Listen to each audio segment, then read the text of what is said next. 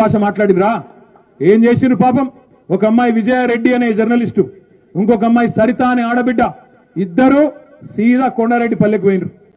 కొండారెడ్డిపల్లెలో నిజంగా రుణమాఫీ జరిగిందా లేదా ఇది తెలుసుకుంటందుకు పోయినరు. తెలుసుకుంటందుకు పోతే అక్కడ ఉండే కొంతమంది కాంగ్రెస్ గుండాలు వాళ్ళ మీద దాడి చేసి ఆడపిల్లలను కూడా చూడకుండా వాళ్ళను బురదలను నూకేసి వాళ్ళను కొట్టి ఇక రకరకాలుగా అసభ్యంగా ప్రవర్తించి కొండారెడ్డిపల్లిలో ఇద్దరు ఆడబిడ్డలకు అవమానం చేసిండు.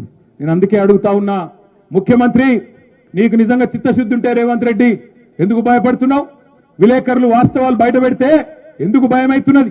రుణమాఫీ చేసిన మాట వాస్తవమే అయితే, రుణమాఫీ నువ్వు 100% చేసిన ముచ్చట నిజమైతే ఎందుకు కొండారెడ్డిపల్లెలో నీ ఇంటి ముంగట, నువ్వు పుట్టిన ఇంటి ముంగట ఇద్దరు ఆడబిడ్డలను అవమానం చేసినావని చెప్పి నేను అడుగుతా ఉన్నా. నేను అందుకే సబితక్క చెప్పిన దాంతో పూర్తిగా ఏకీభవిస్తా ఉన్నా. మనందరం రేపటి నుంచి చేయవలసింది ఒకటే, ఇడిచిపెట్టొద్దు. మనం వెంట పడవలసింది వ్యవసాయ అధికారులు కాదు, రెవెన్యూ అధికారులు కాదు, బ్యాంక్ అధికారులు కాదు. వాళ్ళతో మనకు పంచాయతీ లేదు. మీ ఊళ్ళో ఉండే కాంగ్రెస్ లీడర్ ఎవడైతే ఉంటాడో వాన్ని పట్టుకోండి. ఏమాయ కొడక ఎక్కడ పోయింది నీ రుణమాఫీ అడగండి. ఇక్కడ పార్టీ మారిన ఎమ్మెల్యే ఉన్నాడు, ఆయనను అడగండి.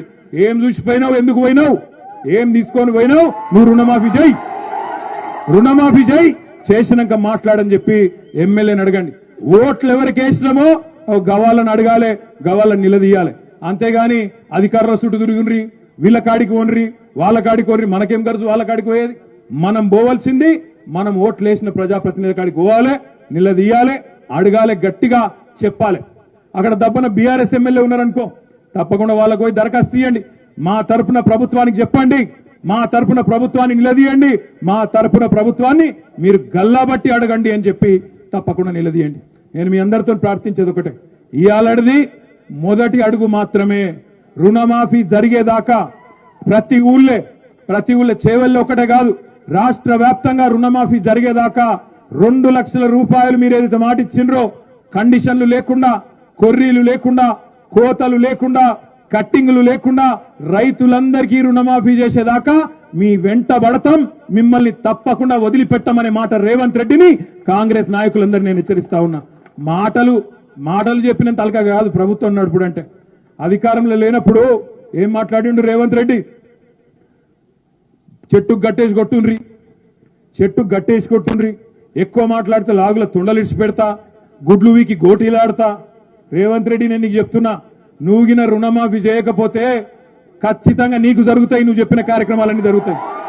నిన్ను దమ్ముంటే రా, నేను మళ్ళీ చెప్తున్నా, దమ్ముంటే రా. నువ్వు ముఖ్యమంత్రి 8 నెలలే అయింది, ఏ ఊరికి పోదామప్పా, సెక్యూరిటీ లేకుండా రా, దమ్ముంటే నువ్వు రా, నేను కూడా వస్తా. అధికారులొద్దు, ఎవ్వలొద్దు, పోదాం.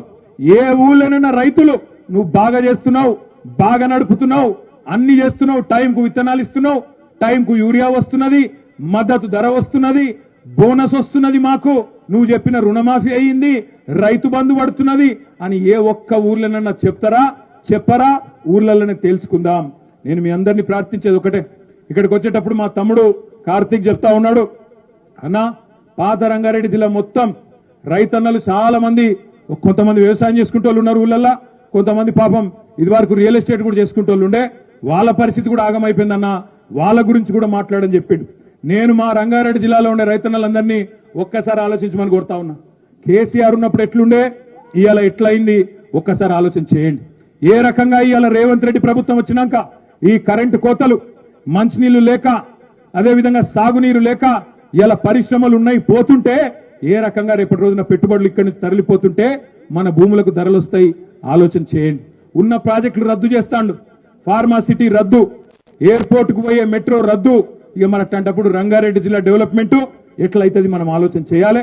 అందుకే కేసీఆర్ గారి ప్రభుత్వం పోయిన తర్వాత మేము ఇవాళ రైతులుగా బాధపడుతున్నామనే రైతన్నలందరికీ, రాష్ట్రంలో ఉన్న వాళ్లకు నేను చేసే విజ్ఞప్తి ఒకటే, మీ తరఫున కొట్లాడడానికి బీఆర్ఎస్ ఉన్నది.